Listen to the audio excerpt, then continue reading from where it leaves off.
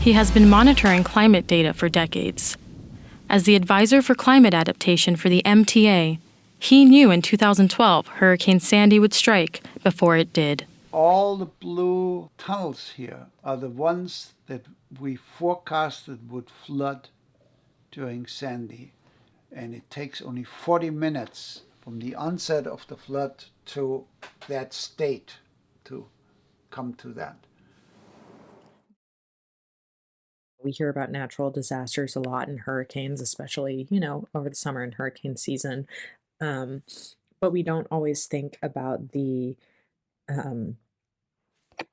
the industrial impact, like the impact that it has on buildings and infrastructure. That is the word I'm looking for.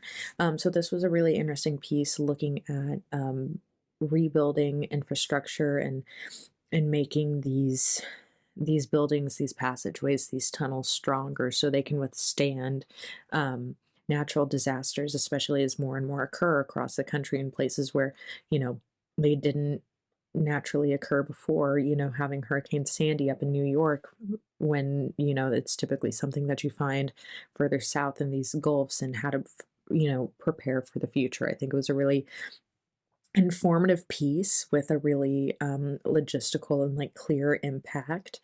This dives into the natural disasters like Hurricane Sandy destroying infrastructures like tunnels in New York City. Realizing these man-made everyday uses, these lines are at risk at being destroyed, and climate change has an effect on that. Natural disasters have an effect on that.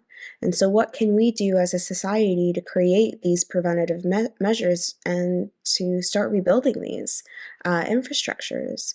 In this short, it's discussed that Biden has signed an infrastructure bill, but what ends up going into this tunnel is yet to be discovered. This documentary poses fear for the need for restructuring and rebuilding these infrastructures before another natural disaster comes into place and provides what may be indestructible damage. It's not something that I've heard about before, and it's not something that you would think. You don't think of New York as being a place that's in danger of flooding.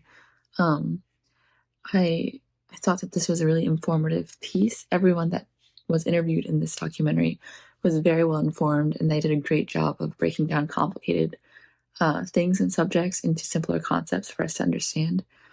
For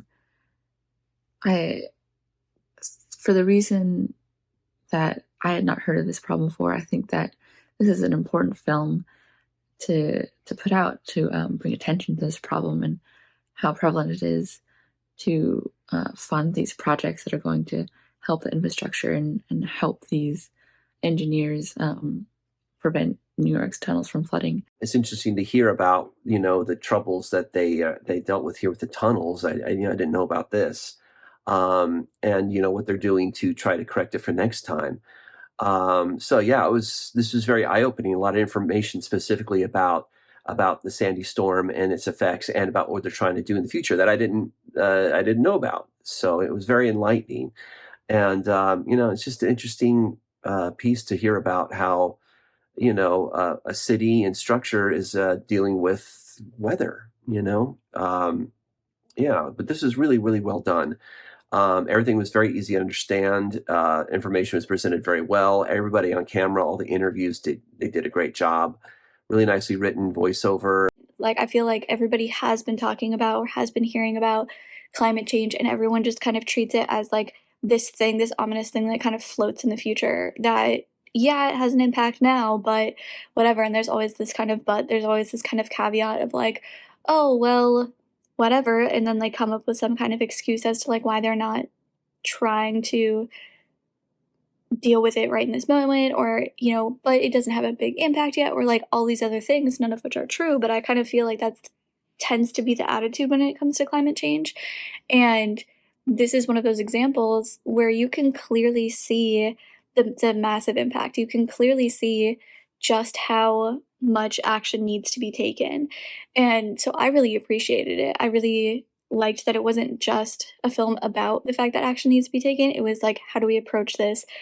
Here's ways that we have thought of, here's ways that we've tested, here's everything that we're trying to do moving forward, and then backing that with, and now we're starting to get the legislation in place, and now things are like starting to move, but it all comes from like you needing to have an idea, engineers, everybody involved to actually address the problem. I like the different testimonials from interested party that know what they are talking about and understand the importance of measures like this when the fight against climate change is giving little to no results in pretty much all the world. So it was very interesting to understand the engineering of this measure.